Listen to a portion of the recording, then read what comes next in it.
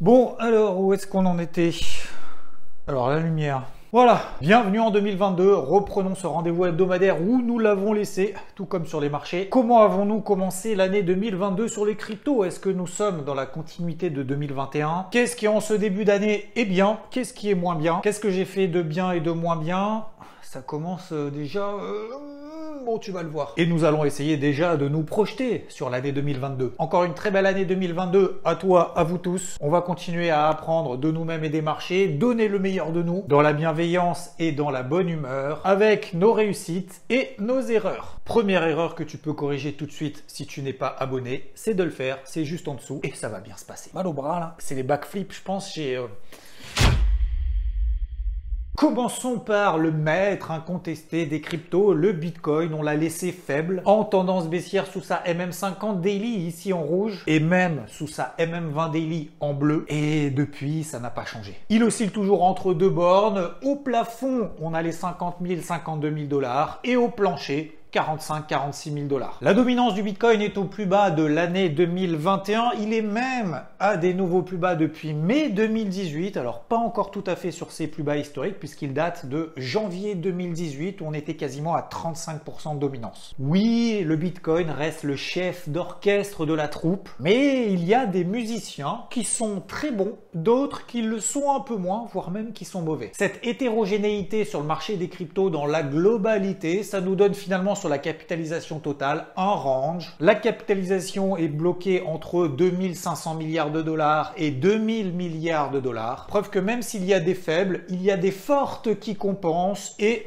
toujours celles qui sont un peu endormies. Oui, les volumes s'affaiblissent depuis le début du mois de novembre. Et d'ailleurs, c'est également le cas sur les stablecoins où les volumes diminuent de plus en plus et ce depuis 2 trimestres maintenant. Manque d'intérêt, pas de catalyseur, perte de vitesse alors que l'année 2021 a été particulièrement exceptionnelle. Oui, souvenons-nous quand même que le Bitcoin a réalisé des nouveaux records historiques, que l'Ethereum a frôlé les 5000 dollars, lui aussi des nouveaux records historiques ont été enregistrés. Rappelons-nous qu'il en valait quand même 1700 dollars l'été dernier. Est-ce que l'Ether est autant en perte de vitesse que le Bitcoin? Alors non, pas tout à fait. Il tient cette zone des 3700 dollars. Il perd 20% depuis les records historiques qu'il avait atteints en novembre, alors que le Bitcoin en perd 35%. Il a surperformé et on le voit d'ailleurs au travers du ratio ETH-BTC qui continue son ascension au-delà de la moyenne mobile à 50 jours ici en rouge. On le voit aussi au travers des contrats utilisés par les professionnels, les fameuses options. Et d'ailleurs, si on met deux charts l'un à côté de l'autre, on voit que les contrats ouverts sur l'Ethereum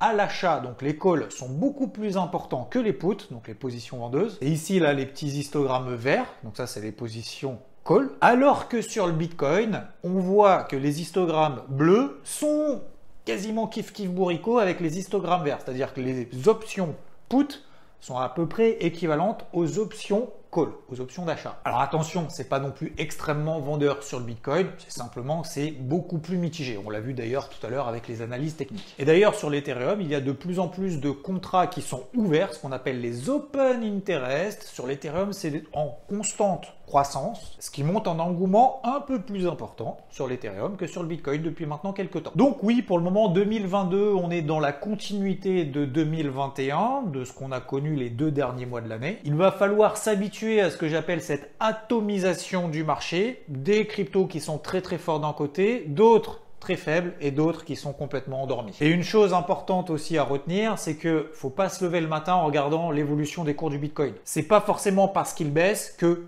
tout va baisser et que ça va être une journée complètement pourrie et qu'il n'y aura pas d'opportunité. Pour le Bitcoin, il faudra déjà commencer par passer au-delà des 48 000 dollars. Cette MM20 Daily ici en bleu, ça permettra d'entrevoir déjà la possibilité de retourner sur cette zone de résistance des 50-52 000 dollars, puis enchaîner des plus hauts de plus en plus hauts et surtout des plus bas de plus en plus hauts, ce qui est la définition même d'une tendance haussière. On le voit ici sur le Bitcoin, c'est absolument pas le cas pour le moment, mais rien n'est perdu. On a une grosse zone support sur les 40 000 dollars. Alors attention, ça veut pas dire qu'on va forcément y aller, mais disons que si on y va, d'achat, c'est plus une zone d'achat qu'une zone de panique, une zone de rechargement. D'ailleurs, on avait vu ensemble, lorsqu'on avait eu le fameux flash crash du 4 décembre, que ce mouvement de panique n'allait pas être oublié du jour au lendemain, qu'on allait probablement retracer dans la mèche. On est en plein dedans encore, on l'avait évoqué ensemble que ça pouvait durer, ça dure encore, et ça peut l'être encore pendant plusieurs jours, plusieurs semaines. Alors ça veut dire que le chef d'orchestre est fatigué, mais ça n'empêche pas les musiciens de performer seuls, faire des petits solos, de s'enflammer un petit peu même. Preuve en est, si on compare la performance du Bitcoin par rapport aux 50 plus grosses cryptos dans le monde, eh ben on voit que le Bitcoin est plutôt en queue de peloton. L'Ethereum, lui, je le travaille sur cette zone des 3700 $,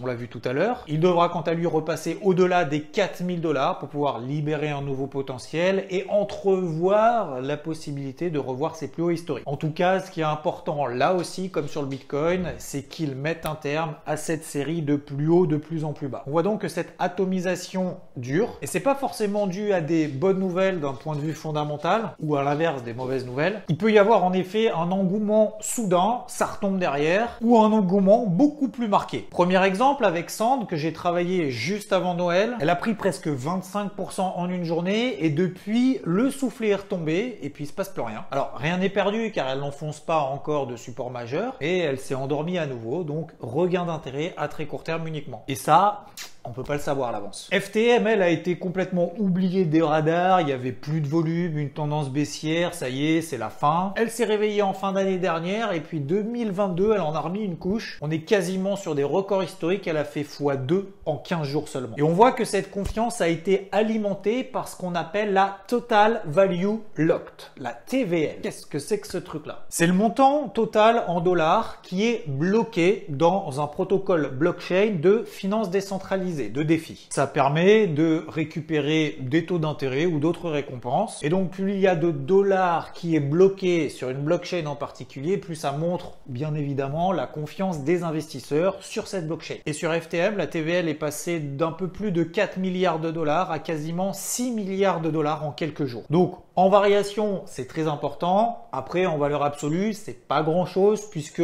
dans le marché dans son ensemble, on l'estime à peu près autour de 250 milliards de dollars qui est bloqué. Donc comme on l'a vu, on peut avoir des rebonds qui sont très temporaires comme sur Sandbox, ça retombe puis ça peut repartir, ou FTM, des engouements un petit peu plus poussés maintenus. Ce qui nous a permis sur FTM au travers de stratégie swing, de rentrer, même si ça semblait tardif autour des 1,95 $, de faire quand même 50% de perf en quelques jours. Alors ça, c'était sur les belles choses.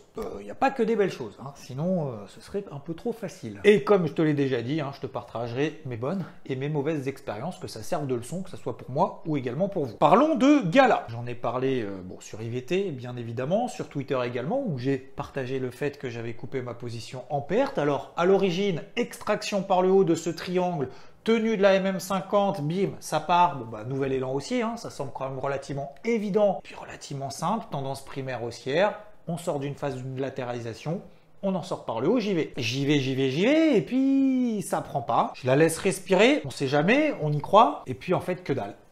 Bon, je prends mes responsabilités, je garde une certaine objectivité et une humilité. Le scénario que je m'étais fixé n'est pas validé et est invalidé. Je préfère allouer mon capital ailleurs pour le moment. Je dégage la position en perte de 12%. Et si c'était à refaire, j'aurais fait exactement la même chose puisque ça peut donner des belles choses. Mais ce qu'il faut aussi dans ce type de marché un peu range, c'est avoir l'humilité de reconnaître qu'on ne peut pas être partout sur tous les mouvements qui se passent. Parce que sinon, notre cerveau, il va exploser. Là, on a parlé de l'aspect technique, mais là où il y a aussi du moins bien, c'est d'un point de vue fondamental, comme par exemple Solana. Voilà, on commence l'année 2022, pas ouf. Troisième incident en quelques mois sur le réseau, déblocage, c'est tout engorgé, il y a des échecs de transactions, bon bref, c'est un peu le bordel. Pour autant, ça ne fait pas paniquer les cours de Solana. Alors, c'est pas dingue, mais en même temps, c'est pas panique générale. Et ceci dit, il faut pas l'enterrer trop rapidement, parce que elle peut apprendre de ses erreurs et proposer du coup un réseau beaucoup plus fiable à terme. Disons que pour le moment, c'est pas la priorité, faut pas se précipiter dessus. Preuve qu'on ne peut pas avoir raison partout systématiquement. Et que dans un marché globalement en range, on doit rester proactif, optimiste, sans négliger qu'il peut y avoir du moins bon, voire du mauvais. Alors, concernant les projections 2022, je pourrais faire comme ils font tous un peu sur les réseaux. Bon, ETH to the moon, ça va à 40 000. Le Bitcoin, ça va probablement à 100 000. Ah, Non? Ah pardon, Goldman. Ah pardon, ça c'est déjà pris. Bitcoin à 100 000, c'est déjà pris par le Goldman, visiblement. Oui, parce qu'il va prendre la place de l'or en partie, que le marché des cryptos va continuer à grossir. Merci pour l'info. Et d'ici 5 ans, la part du Bitcoin devrait représenter 50% du marché de l'ensemble des réserves de valeur. Disons que c'est vrai qu'en 2021, en termes de classe d'actifs, le Bitcoin n'a pas été trop mauvais. Il a même plutôt été très bon. Peut-être même d'ailleurs en première place. Et il a affiché tout de même une performance de 60% en 2021, alors qu'il avait perdu 35% depuis ses records historiques et ses plus hauts. Et au-delà de cette range d'attitude, c'est de continuer à travailler les plus forts du moment, larguer les plus faibles, parce qu'encore une fois, on ne peut pas être exposé partout, on n'a pas un puits illimité de dollars en portif. De ne pas s'emballer à chaque fois que ça prend 5%, parce que vu que pour le moment on est dans un marché de range, du coup, ça peut perdre 5% le lendemain. Et donc, de ne pas paniquer quand ça perd 5%, parce qu'à fortiori, vu qu'on est dans un marché de range, bon, t'as compris, du coup, ça peut remonter de 5% le lendemain. Et dans cette démarche proactive, positive, mais pas bornée, parce qu'il va y avoir des situations délicates, un petit peu plus fragiles. Et en 2022, on pourra avoir quelques thématiques qui vont émerger. On va essayer d'en anticiper quelques-unes, allez. Oui, la régulation, c'est un thème récurrent, ce qui n'est pas forcément toujours vu d'un bon œil. Et en même temps, aux États-Unis, le numéro de la Fed a déclaré: si d'autres banques centrales introduisent des monnaies numériques, il serait difficile d'imaginer que les États-Unis, étant donné la domination du dollar dans les paiements internationaux, ne s'assoient pas à la table. Sachant que 6% des Américains restent à l'écart du système bancaire.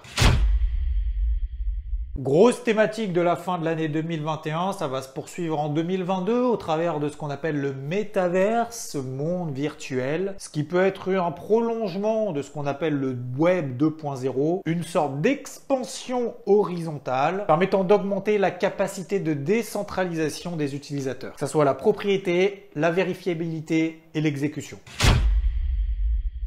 Les NFT ont explosé. Pour beaucoup, c'est que de la spéculation complètement débile d'acheter des espèces de CryptoPunk. Et en même temps, on va avoir des applications de plus en plus concrètes au quotidien. Ce n'est que le début. Alors certes, oui, il y a toujours de la spéculation, mais c'est une évidence qu'on va devoir vivre avec, notamment et dans un premier temps sur le marché des cryptos.